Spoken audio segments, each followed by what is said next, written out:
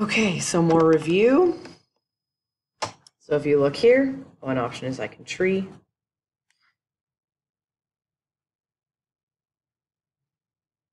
I need to find piles of 3 because it's the cube root. So that's 2, 2. And then what am I left with? Cube root, whatever's left over, 2. No plus or minus. Some of you might just know that this is 2 cubed times 2 to the first to the 1/3, and that works for me. Okay? Whatever way it works. This one looks very similar to the other one, so I guess it's good practice to see if you remember it. So this would be 10 to the 1, 2, 3, 4, 5, 6. You know what? That's fine. And then squared to the 1/5, which is really 10 to the 12/5. So what I'm looking for now is piles of 5. So I know there are 12 of them. So I'm going to go 1, 2, 3, 4, 5, 6, 7, 8, 9, 10, 11, 12. Some of you might know 10 to the 5th, 10 to the 5th, 10 squared. And then that would be to the 1/5. So that either one gives you the same thing. So I have 2 piles, and 10 times 10 is 100. Or if you see that, this would cancel to 1, this would cancel to 1, and 1 gives you 2. And then what's left over, 5th root, are these 2 10s, and 10 times 10 is 100. So 5th root, no plus or minus. Okay, add the exponents, 6 to the -3. When it's negative, move it to the bottom. Show your work. 6 cubed is 216. And I guess that's all I want for that one. Let's do this one. So this one I'm going to rewrite it as the 5th root of 5. I'm sorry, the 3rd root of 5 and the 3rd root of 128.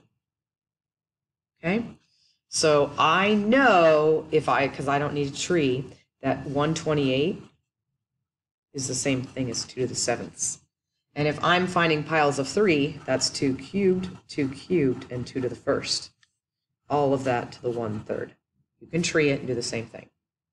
3 and 3 is 1, 3 and 3 is 1, and that one's left over. So I technically have 2 here. 2 times 2 is 4. If you don't know what I'm saying, you're going to tree. I'm left with a 2 on the inside cube root over the 5th root of 3. Now, my issue isn't the top. My issue is the bottom, and I probably should have left more space. So I need to have piles of 3, but I only have piles of 1, so I need to give it 2 more piles. 1 pile, 2 piles. 2 times 2 is 4.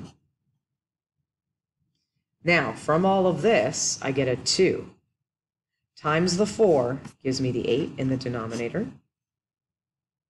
And then I have 5 times 4 because they're similar roots. And it's the 3rd root. So I'm done. Okay. 243. I know 243, let me zoom that in, is 3 to the 5th. So 3 to the 5th to the 2/5, and x to the 15th to the 2/5. That's gone. 3 squared. That's gone. 3, x to the 6th. 3 squared is 9, x to the 6th. 5th root, no plus or minus. Okay, let's go to the next one here. So now what I have is -4. Don't move it downstairs when it's, or to the denominator when it's a whole number. It's when it's an exponent. And then I have -2 plus 1 is -1. And then I have 1/5 minus 2/5 is -1/5. Yes, you're showing your work.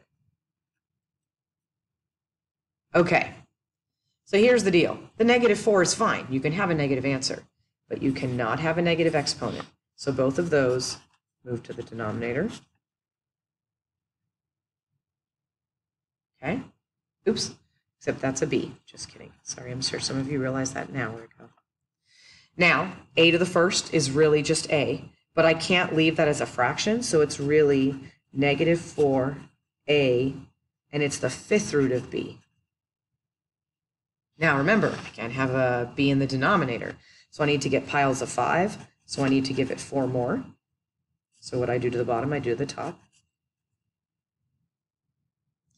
And if I have 4 here and 5 here, now I have my piles to give me my b times my a. I'm going to put that up here. So negative 4. ab is in the denominator, and then keep my 5th root. b to the 4th, 5th root. Okay. This is just saying change it to exponential form. So this is the same thing as 2 cubed to the 1/7, which is 2 multiply to the 9th to the 1/7, which is 2 to the 9/7. Okay. So then it doesn't say simplify, but you should always simplify. So that means I'm trying to find, this is like 2 to the 7th, 2 squared to the 1/7, because that's where the 2 to the 9th comes from. I didn't leave you space, sorry about that.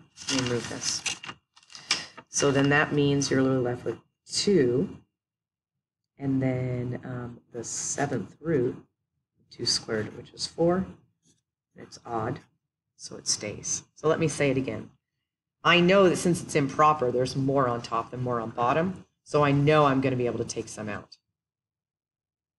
So 7 plus 2 gives you 9, and that's the 7th root. Oh, and no plus or minus. Show me 4 ways to do the 4th root of 16. Okay, that's one way.